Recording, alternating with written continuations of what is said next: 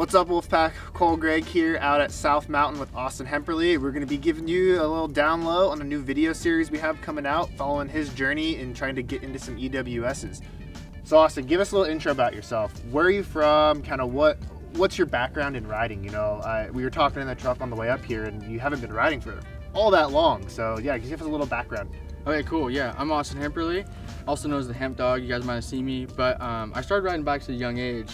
My dad was always on 24-inch cruisers and 20-inch wheeling up and down the streets. He built ramps for us as kids and was showing us how to jump. And so that just kind of evolutionized into, I got into dirt bikes and then eventually got a dirt jumper, and then I took a break for some years, and then I won a Mach 6 3 years ago at Sagebrush Cycles. Jealous. And so I bought 16 raffle tickets at $50 a piece, which was like an $850 investment, and just prayed to high heavens I'd win this bike, and I won the bike. And now we're here talking, and so it's come a long ways. And before that, on the moto side, you raced, correct, or just rode for fun? Yeah, so I raced moto for about 14 years growing up.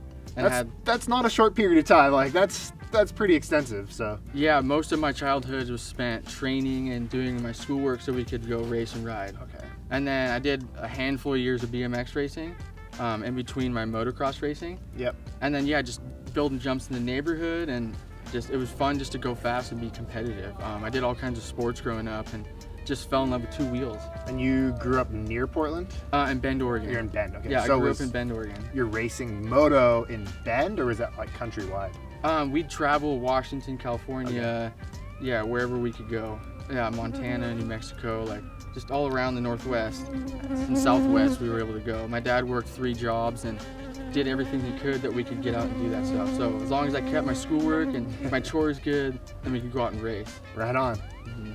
So give us the down low, like obviously we're here filming a video, kind of what is the big scope of this project that we've been working on behind the scenes, you know, to try and document your lifestyle and what you're going into, you know, what led you into this?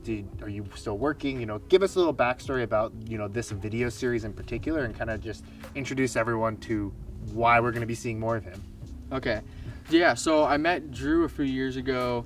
And he was always excited to support me and stuff like that. And so what this has blossomed into is I quit my job about 6 months ago to go work at a bike park and help out there.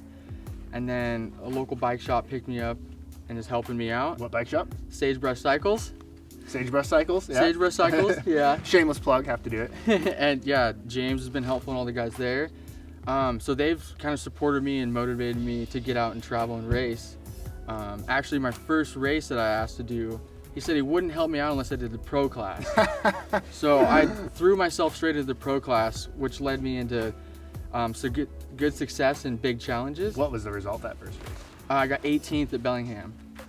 At Northwest Cup, or at the CDC? At the CDC, the Cascadia Dirt Cup. Yeah, like, heavy. If you're not from around the Northwest, that is some heavy talent there. So. Yeah, Jesse Melamede won. I think Carson Iswald was up there second or third. That's a couple other rippers in the area. So that was like, I was like, all right, cool. And those guys know those trails too. Like, yes. Yeah. Yeah. So that was cool. And then next year I did some more racing and had some fairly good results.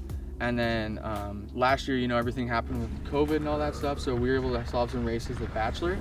And so I had a couple wins there, and then I won the championship for the local series at Bachelor, nice, which was really cool. And then I just worked through the winter, and I was just ready to ride more. So I put my neck out there, and I quit my job. And it was great. I went and got, you know, a really good experience in Idaho and dug at a bike park, and just tried to promote myself more. And then the bike shop picked me up, and then I came out here to start training in Arizona, and Drew was like, dude, let's show your experience, you know. So I'm always traveling, going here and there to gain knowledge of bike control and just keep everything going, keep the engine running, and different elevations and rock and dirt. So Drew was like, dude, let's start showcasing that and premiering the trails you're going to and seeing what you're doing. For sure. And so yeah, we're starting the YouTube series now with the Loam. And this being in front of the camera, as we were talking on the way up here, it's new to you. You know, it's something that's out of your normal scope of, you know, you're so focused on riding, but now having to add in this aspect of it to showcase, you know, everyone hopefully around the world what you're doing to try and gain that momentum and gain that exposure. Is that something you see as a pretty big challenge? Other than like, sure, riding is hard, but do you think that's going to be the biggest challenge of kind of this next step? Yes. Yeah. But it'll be cool to show a bit of who I am and come out of my shell a little bit too. All right, so we kind of covered a little bit of this, but we want to know a little bit more in detail your plan for this year, barring any cancellations and stuff. We're here in Arizona. Where are you going to next? This kind of month versus looking into summer and the races you're trying to do and why you're going to certain areas. Okay. So it's kind of crazy we're sitting here talking now, but when we get done with this, I'm going to leave and drive to Temecula. Tonight, and then there's practice tomorrow for the first SoCal Enduro Series, which will be the first race of the year. So that'll be like a tune-up race, and then I'm focusing on 3 key races and then 2 more after that if I can get in. So, which of those would be, the first one is the Windrock, which is the Windrock Tennessee National. They've got the downhill, the enduro, and then the Red Bull freestyle thing. Are you gonna do the freestyle too? I signed up for it. Yes. Yeah, figured why not. It was like $15. Yeah, may as well. Big old booter, Yeah. people cheering. But so that's an EWS qualifier, and what that entitles is that's UCI points as long as you have a USA Cycling membership to gain UCI points to get invited to the EWS or World Cup, whatever you want to do. So I've signed up for both of those. And I got on the Windrock sign up, which is just an individual race, but it's categorized in the EWS. And then in June, we'll be heading to Kellogg for Silver Mountain, and that is also another EWS qualifier. I think in between that, there's like North Mountain, Darrington, or North Slope, Capitol Forest, which possibly could do that for the CDC. There's no qualifying points there, though. That's just exposure.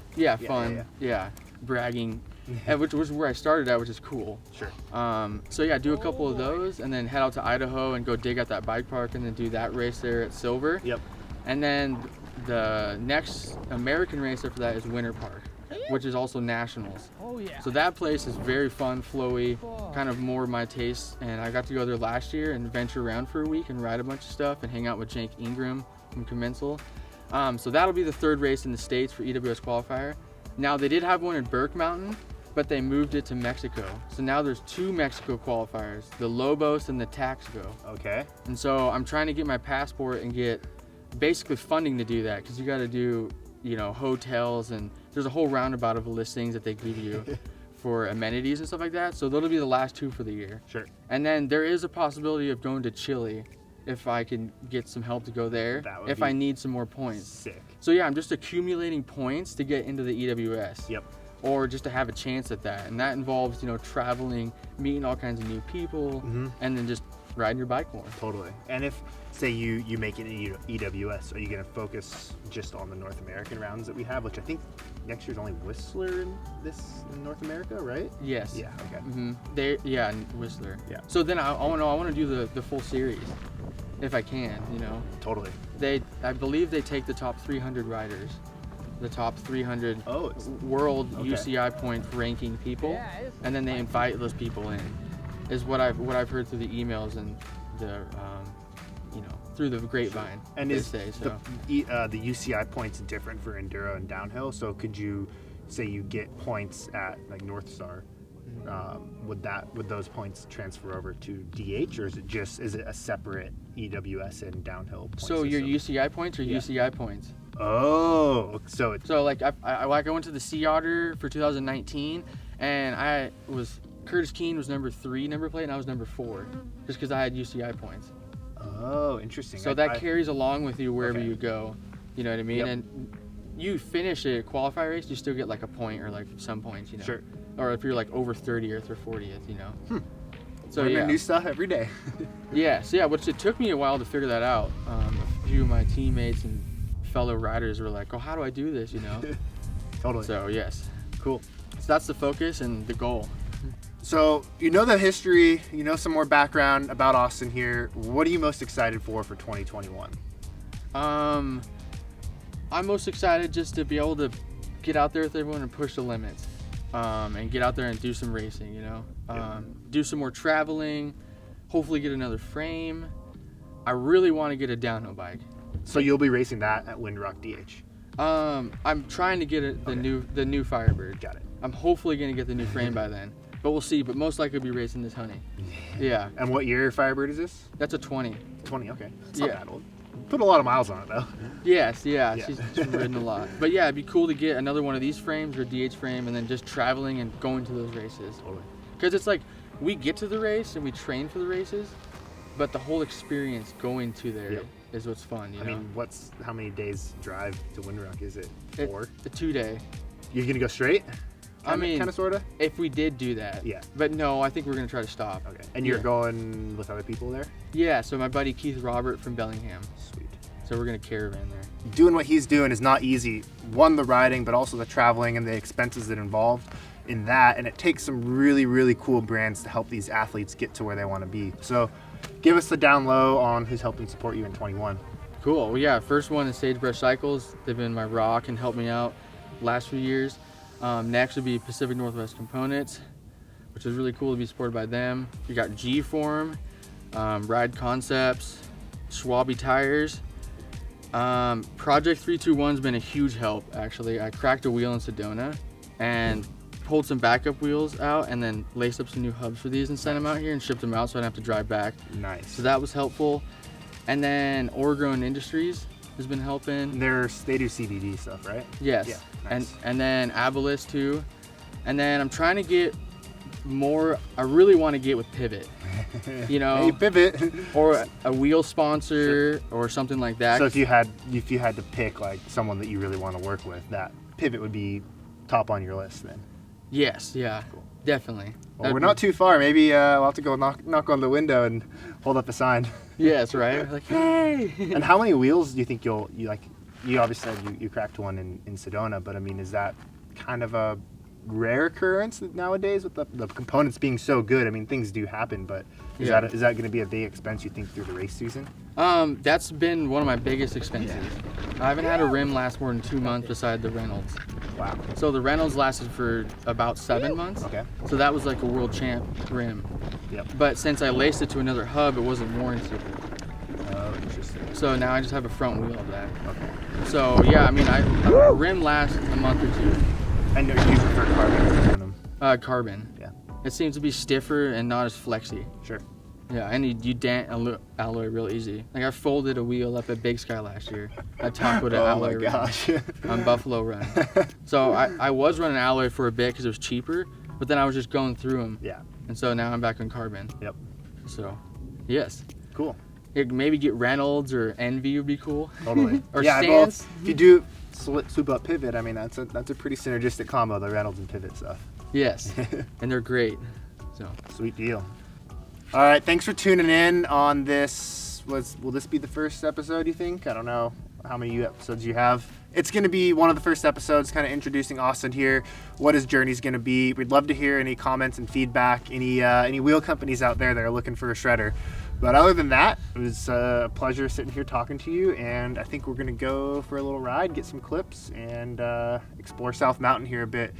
Again, if you haven't subscribed, please do so to follow along with Austin's journey, and drop any comments below and we'll be answering them for you. We'll see you out on the trails. Later, guys. Sweet. Cool, dude. Let's ride bikes. Nice job. Our work's done for the